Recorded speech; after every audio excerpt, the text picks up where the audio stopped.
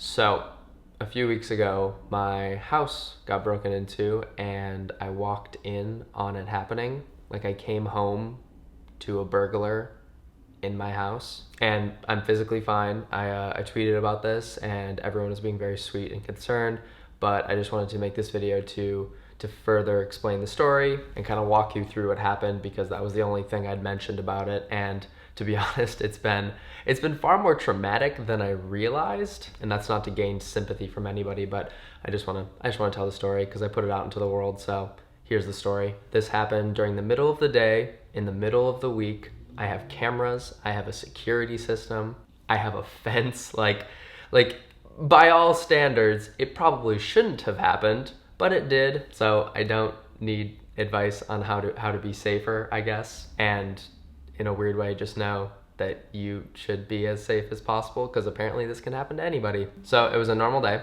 It was the middle of the week.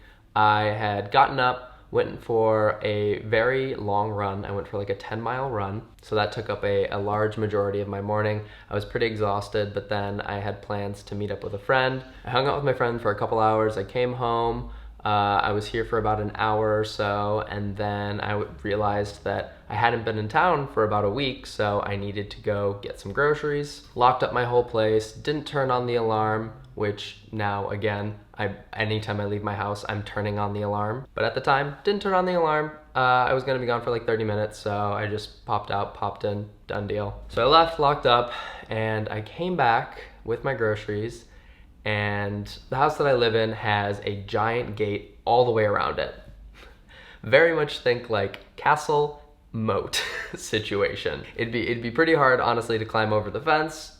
It's pretty protected, it's pretty secure, all of that. But so when I pulled up in my driveway, I sat in my car for a little bit, for a couple minutes, maybe like 3 to 5 minutes. I was just on my phone, texting or looking at Twitter or something. And then I got out of my car and went to open the gate to then bring the groceries through inside, because I had heavy groceries, so I just wanted to open the gate first. So I did that. I went and I opened the gate. I turned around to open the boot of my car and picked up some heavy waters. And as I was turning around, the gate is like, 4 feet in front of me maybe. I turned around to walk up some stairs through my gate, and there was a person standing inside my fence, in the doorway essentially of my gate. He was a really big person.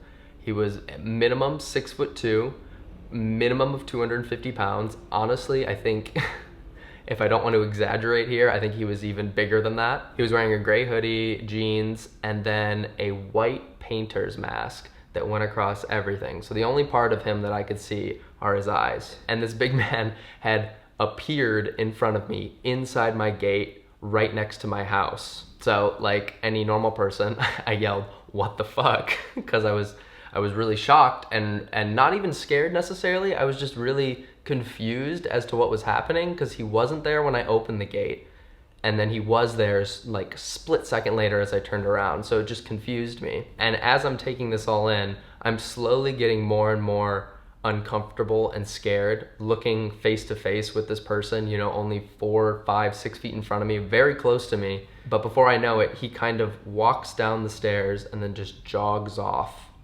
down the street. And I just stood there holding some waters, confused, but also like physically trembling. I was clearly in like a fight or flight mode, where I felt like I needed to run, but I was scared. I was shocked, and I guess I couldn't. I'd never had that feeling before. I'd never had that feeling where I was so frightened or startled that I couldn't move, like I physically froze. But so as he's kind of jogging away, I very much realized, like, this is not okay, this is wrong. No one should be painting my house. Like, what he was wearing was very pedestrian and civilian, so but the white painter's mask kind of threw me off. Like, he kind of looked like he could be a construction worker or someone paint, I don't know. So in my mind, I was like, did I hire someone to paint my fence? I don't know. So he's running away, and I realize this is wrong, and my mind is quickly like, wake up, Connor, okay, like unfreeze, something's wrong. So I pick up my phone and I call 911.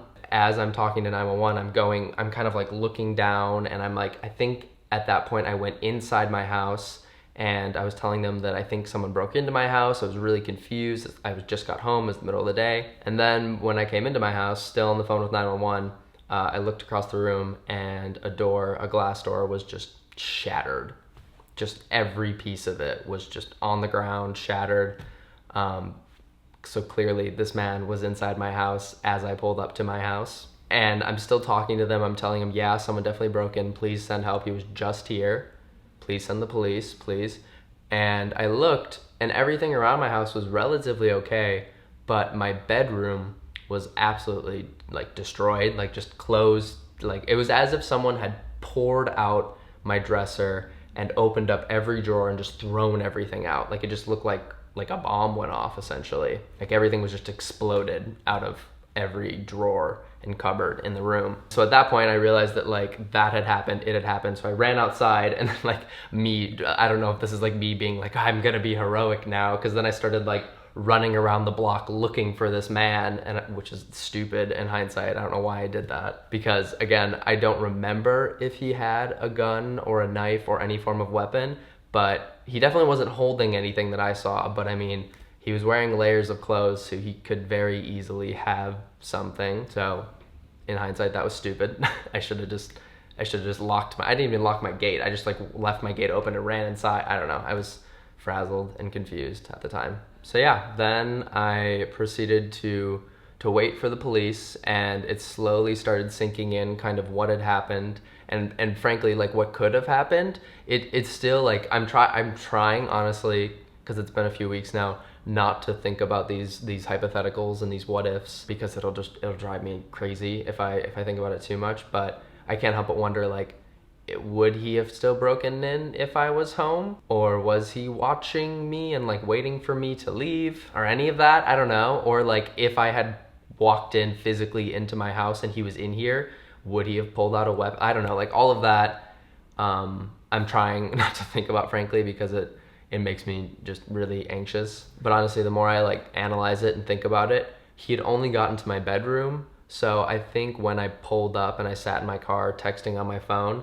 he heard me pull up and he had time to kind of figure out where to exit, I guess, or something like that, because that honestly couldn't have taken long to like destroy my room that quickly. It probably was just him. He was in there for a couple minutes. So I called the police, and the police came, and I filed a police report and did all that, all the legal work and everything. As far as I know, he didn't even take anything. I think he didn't have time. I think I drove up exactly as he was breaking in. So whether that's some, you know, coincidence or fate or something like that, I don't know if that'd be fate, but whether it was just like a weird freak coincidence, yeah, I don't know. But it was really really fucking scary, to be honest. The more I think about it, the more I think about just like how big he was and how close he was to me, and the fact that he walked down the stairs right past me, and I seriously could not move. I've never felt that way before, that I was clearly scared, but I could not move. So now I have so much more of an understanding of that when people do that in movies, or people talk about that they were, you know, frozen in fear. It's a real thing. That's very much a real thing. It could have been so much worse. So I do feel very thankful that none of those other alternatives happened. I still don't know if like somehow I left a gate open, or if he was watching me, or any of that, but I don't know if I'll ever know that, frankly. They came and they like looked for prints and stuff like that, and did all of that detective work, which low key, like, I shouldn't even be glamorizing this, but it was like low key kind of cool. Like a female detective came and she was dusting for prints, and I was like, oh, they really do that. Never been around a situation like that. So I had her like explain it to me and everything, and I was really frankly just like curious about it. Me just like trying to make any part of the situation seem fine, and I'm trying to like laugh about, like, within 24 hours I was really trying to laugh about it. And actually not even within 24 hours, within like an hour or two, one of my friends was over here helping me like clean up some stuff and do all that, and I think I made the joke within like 2 hours, being like, well, good thing he left the place cleaner than when he broke into it, or something stupid like, which I guess that's the better approach than me crying myself to sleep. But quickly too, I wanted to talk about some weird things that have happened afterwards. By no means am I trying to like minimize any sort of mental disorders or any sort of traumatic experience or anything, because I'm undiagnosed with this, but I have low-key PTSD from this situation. I've never been that much of a jumpy person. I've never been too paranoid or anything like that. And for the past 2 weeks, I swear to you, I've been nothing but. During the day, during the night, everything, I'm on edge all the time. And if I hear anything, the wind, a leaf falling, people outside, anything, I freeze. I have that same freezing feeling, and my body just kind of locks up. Even if it's just for a second, it still happens. And I've never had that before. One of my greatest fears has always been that someone breaks in the middle of the night, and like I don't have like a fear to follow up what happens after that, but it just like that has always been very scary to me. So the fact that it kind of happened, I think, has unlocked like a further part of this fear in my brain. So we're definitely gonna go to therapy to work through that. We'll add another thing to the list. Some other things, I was on a run just like 2 days ago, and I was running up a street right next to a building on my left. And as I was coming out, there was like a street ahead of me. So as I was like running onto the sidewalk, there was a man running like yards and yards away, nowhere near me, but just the sight of him running towards me made me jump, I swear, 6 feet in the air. I was so scared at a man running towards me, and I've never had that before. Like, it would make sense if he actually was like within feet of me and it was actually kind of frightening, but he was nowhere near me, and it really it really made my heart skip a beat.